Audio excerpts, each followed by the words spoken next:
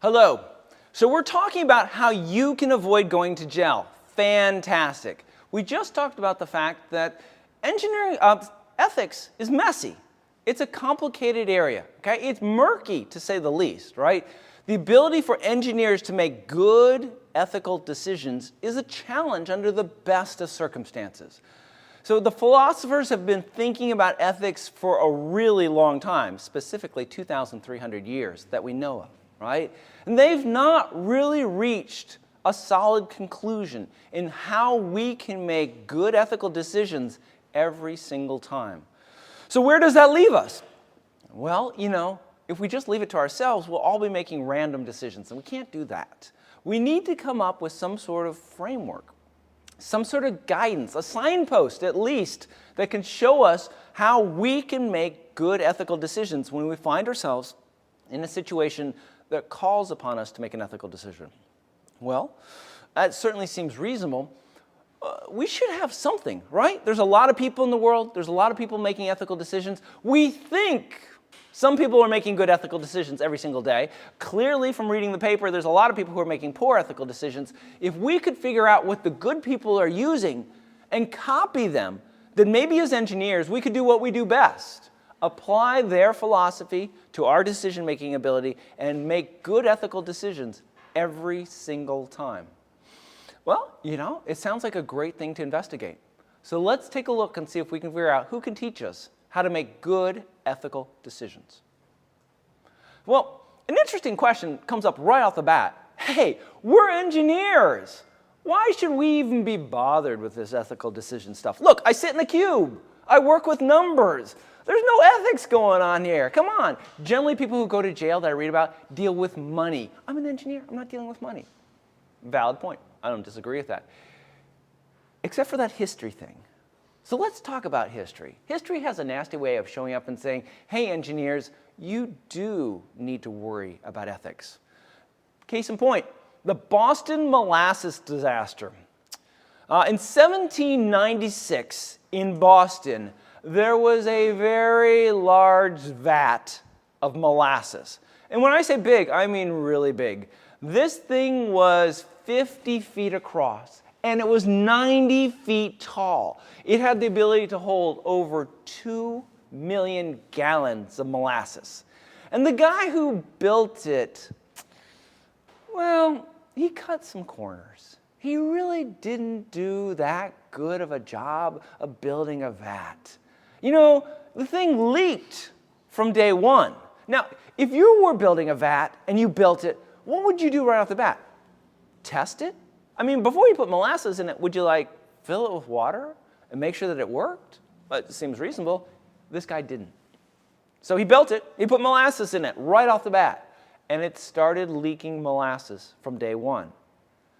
Clearly, he's got a problem on his hands. He needs to take some sort of action because he's got molasses pouring out the sides of this big vat that he has. Well, we got to give him at least a little bit of credit. He certainly did. He painted the vat brown so that people in Boston couldn't tell that it was leaking molasses constantly.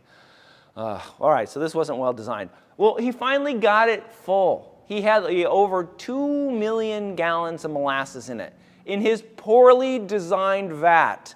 Can you guess what happened next? You're right. It failed. A molasses vat with 2 million gallons of molasses in it blew open in the northern suburb of Boston. So molasses went racing through the streets at 35 miles an hour. 20 people were killed. 150 people were injured. People started saying, who designed that vat? Oh, it was an engineer. The Ashtabula River Railroad disaster was a bad story. Middle of the winter, 2 engines on a train go over a bridge. It's too much for the bridge. The engines and all the cars on the train plunge into the frozen river. There was 152 people on the train. 92 of the people die. Okay? Tragedy happens all the time. Clearly something went wrong there. There was an investigation afterwards. Guess what they discovered? That particular railroad bridge had been designed by the company's CEO. He disregarded all of the standard design procedures. Oh, but it gets better. That bridge hadn't been inspected in far too long. So whose fault was that? Engineers. All right, so back in the day, people started to not trust things that engineers made. These types of disasters were front-page stories for weeks. So engineers knew that they had a problem.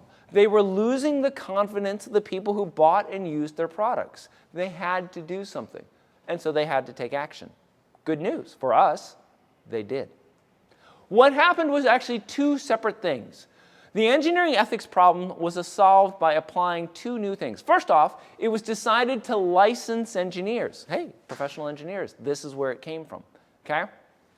So in the US, this impacts basically independently operating engineers. Engineers who work in industry as part of a large firm, or engineers who work in education, or sometimes for the government, do not have to be licensed. However, if you strike out on your own, if you put a shingle outside, you'd better have a professional engineering license. And that's how people have some confidence that you have a basic level of knowledge that you know what you're doing.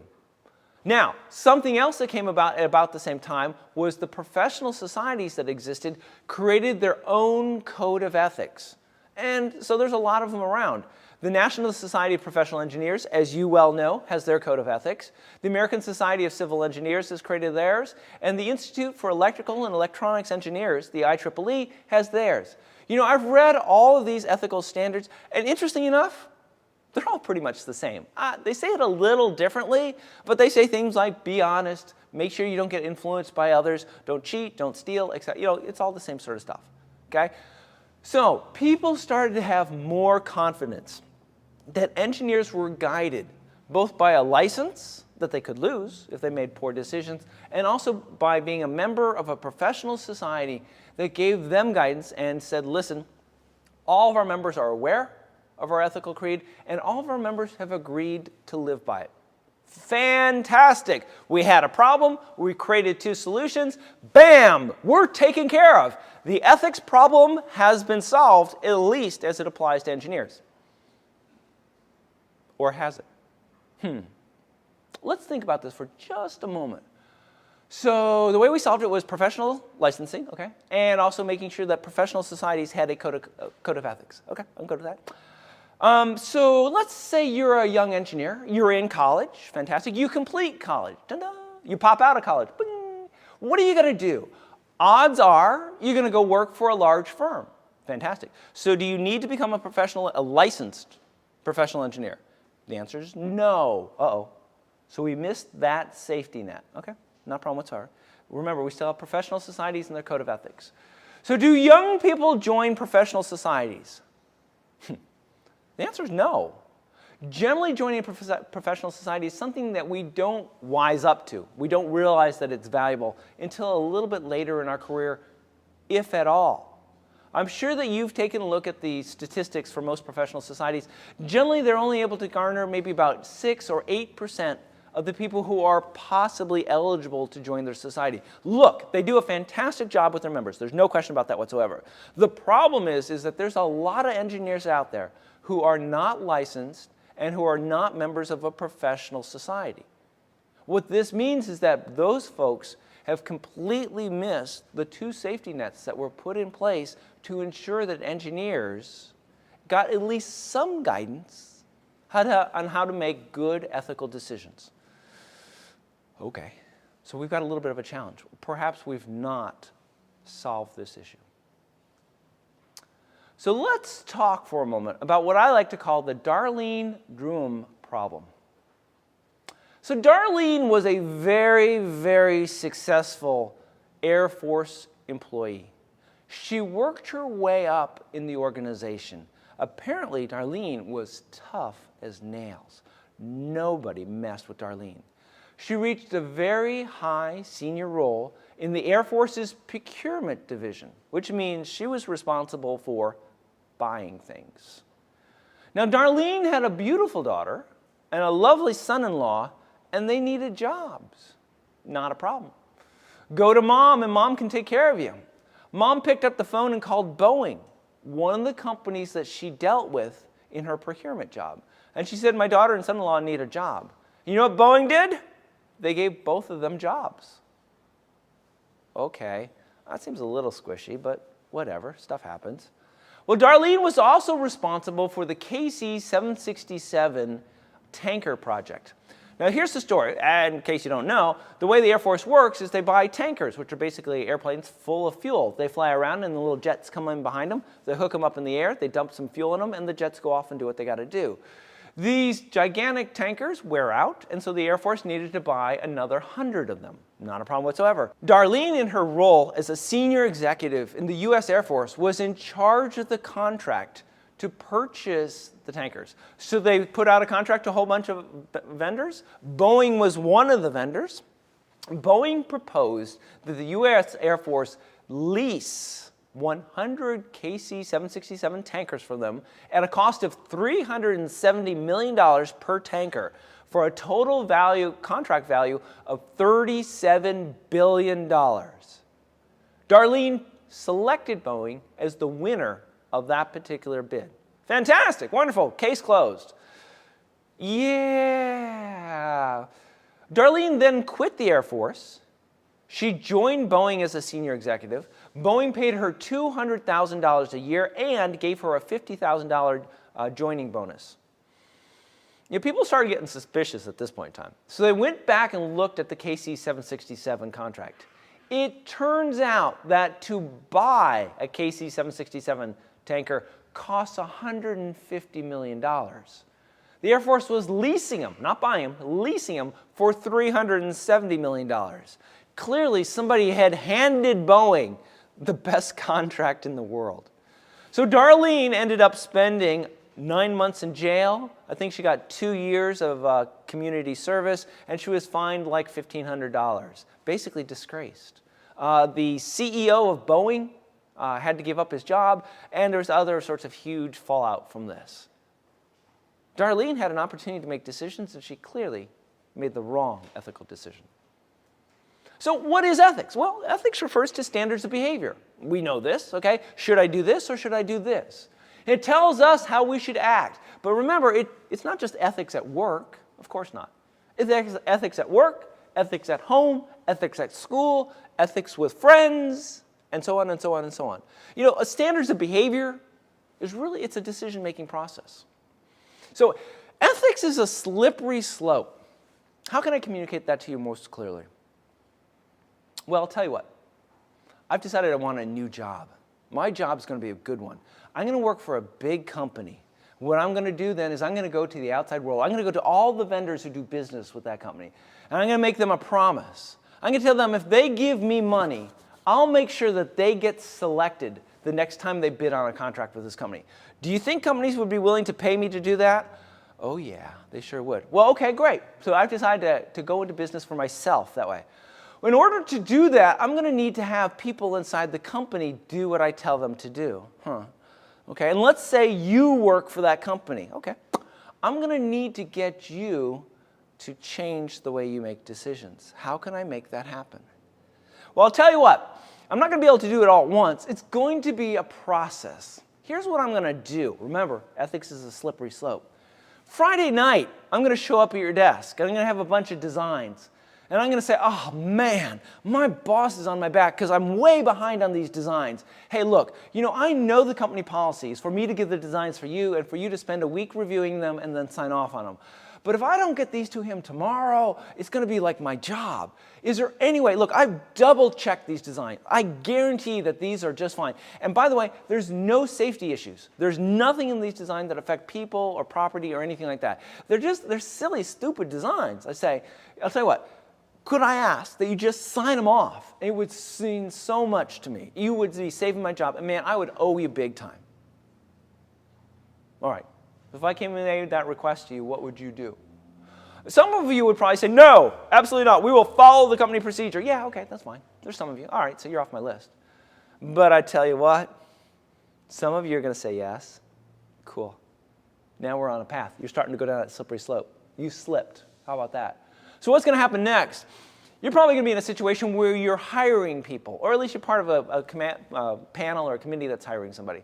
And I'm going to come to you and say, hey, I heard that you're involved in hiring some people. Hey, one of the people that you interviewed is my wife's sister's son.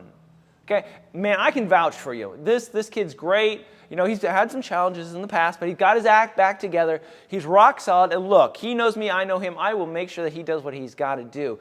I'm wondering if you could maybe, if you got to pick somebody, he should be as good as everybody else. If you're willing to pick him, I would be forever grateful to you. And it would make my wife's sister happy. And if that will make my wife happy. If my wife's happy, I'm happy. And this is huge for me. So if you're cool with this, if it doesn't mean that much to you, could you just select this guy, and then we'll all be happy about it? All right? I mean, you already signed off on my design. Maybe you can select this person for me. I appreciate you doing that. That's very kind of you. Got you twice. So where does this take us to? Bam! You're on a procurement committee. You're selecting which vendor the company's supposed to work with. Ding! I'm going to show up. I'm going to say, hey, look, I'm under the impression that you're on this procurement committee. You're worrying about who you should select. My impression, what I've heard back from other people is, look, all these vendors are pretty much the same. There's not that big of a difference between them. Is that, if that's correct, my brother-in-law works for these guys. Ugh, okay. So, I know they do good work. It's your call and stuff like that. But man, they're taking me out to the ball game over the weekend. Would you like to come along? If nothing, I'll give you a chance to meet them. You make whatever decision you want. Not a big deal. But come on with us. It's the playoffs. Come, they got like a box seat or something like that. It's like free food, free beer. Come on, let's go out. Let's hang out with them. We just have a good time and see where it goes. You're going to take me up on my offer? Oh, go ahead. What could possibly happen? If you do, I've got you. You're going to give them the nod. And after you've slipped this far down the slope, is it going to be that hard for you to keep slipping? Absolutely not. I can go back to those people that I said, listen, I can steer any contract that this company's doing your way. You just got to pay me, and guess what? They'll pay me, and I'll steer the contract. I've got a great side business going on here, and you're a critical part of it. Thank you so much. I appreciate you compromising your ethical decision-making for me. See how it can happen? You're not looking for it. You don't have any defenses against it, and it sneaks up in the form of me. So maybe you just shouldn't associate with me. Well, yeah, first off, that's correct. But there's a lot of me out there, so you've got to be careful.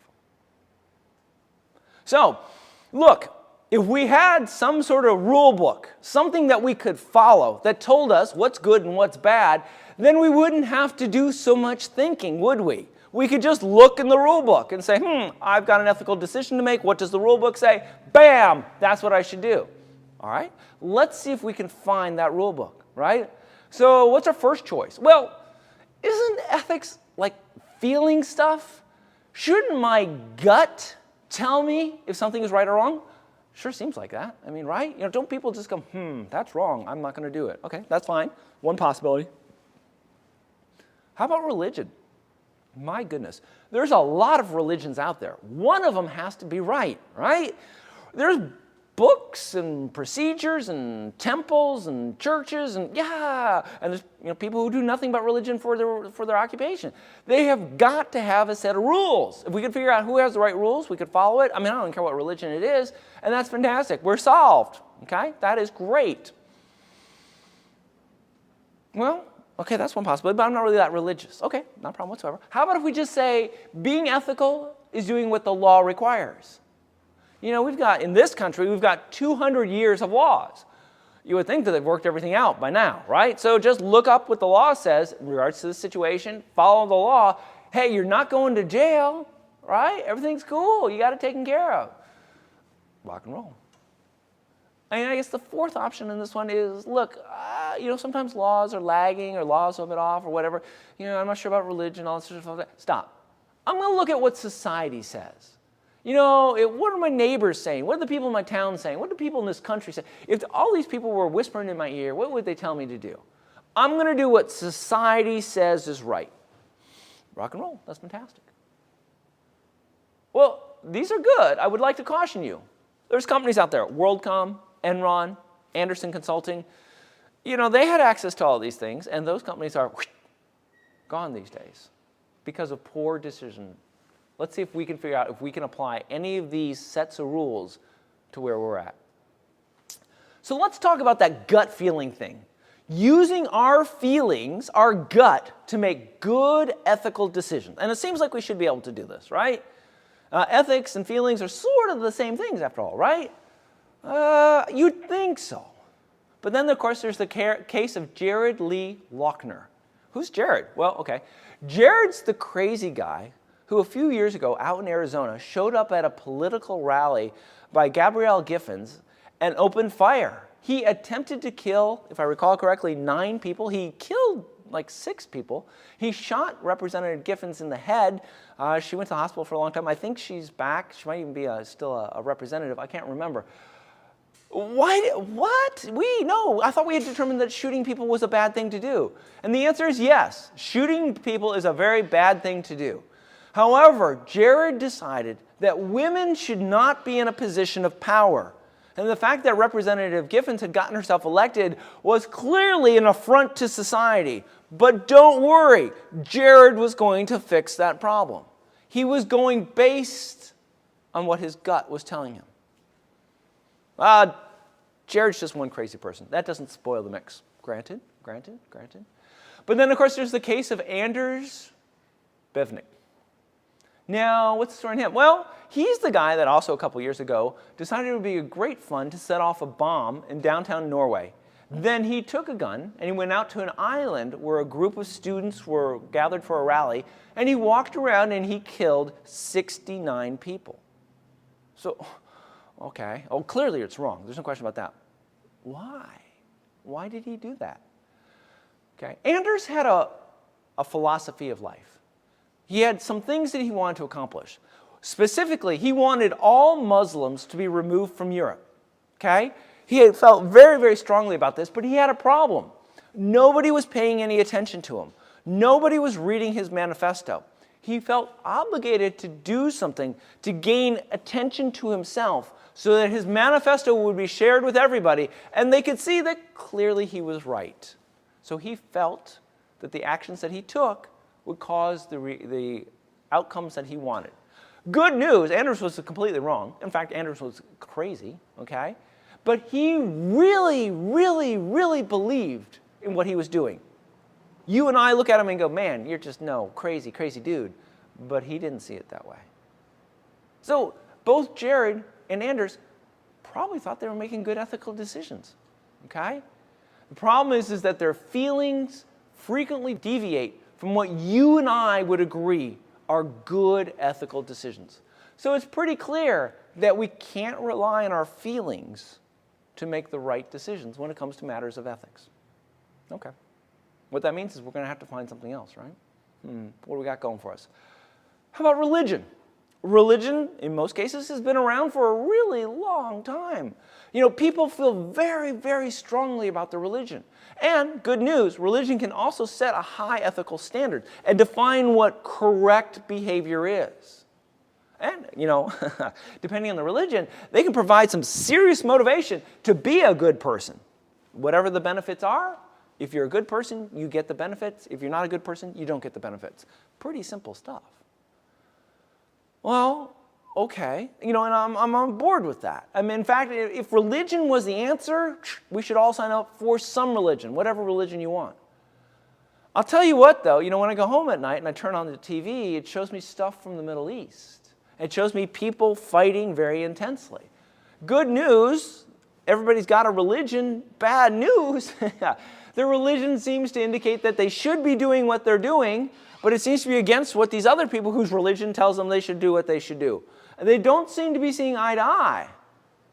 Apparently what we're missing, surprise, is one unifying religion that everybody can sign up to that tells us exactly what to do. Don't got that. So what it means is that we really can't confine our ethical decision-making to any one particular religion. It can help, let there be no question. It can promise us some sort of fantastic reward if we're a good person. But I don't think it's going to give us the specifics, the details, the things that we need to understand on a day-to-day basis in order to make really, really good ethical decisions. Hey, still, subscribe is probably a very good thing and all that stuff like that, but you can't rely on it to help you make better ethical decisions. Well, so if gut isn't going to work for us, and religion isn't going to help us get to where we want to, what's left? Well, the law. Fantastic. Look, I live in a society, my actions are governed by the law, it sure seems like I should be able to go to the law and say, listen, what can I do and what can't I do? And as long as I do that, I'll be making good ethical decisions. And you'd be along there pretty well. The problem is that laws sometimes don't keep up with us. Case in point, in the 1940s and 50s in the US South, the Jim Crow laws that said that blacks were equal but separate. Today we look at those and we go, no way, those were horrible laws. Well, yeah, that's true, no question about that. But back in the day, it was the law, all right? What else is there? Well, there was apartheid in South Africa. Once again, it was a division of people just because. You and I look at it and we go, well, that was clearly wrong. If you were living in South Africa, you saw the world through the laws. They governed your life. It wasn't wrong. It was just the way things were. So yes, the law can provide a good marker, a good guidepost. And by the way, if you break the law, you will go to jail. But we can't always rely on the law to help us get to where we're going to get. Should we do what society tells us to do? If I look around to what my peers and my friends and my family are doing, if I do what they do, am I going to be on the straight and narrow? I'd hope so, but that's not always the case. Germany in the 1940s went crazy. They did stupid, really bad things. If you looked at your neighbors and did what they did, you did stupid things. In our modern times, we're faced with challenges that society hasn't made up its mind about. Abortion, we're split right down the middle on that one. Death penalty, yes and no. What's the right answer? Nobody knows. How about euthanasia? Oh my gosh. There's a cocktail party for you, right? Let's come and talk about those topics. Those are incredibly diversive topics. We don't have a good answer for any of these. So look, you and I care deeply what everybody thinks about us. Even if you don't say it, you do actually care about it. However, the challenge that we're faced with is the fact that society doesn't always make really good decisions. Instead, what has to happen is we, as engineers, need to acknowledge that we are part of society. We need to acknowledge that our decisions will have an impact on society. There's no question about that whatsoever.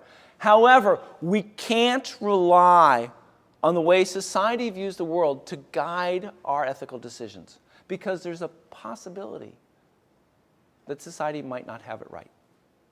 All right, we can live with that. So here's a quick ethics case study for you. A job offer.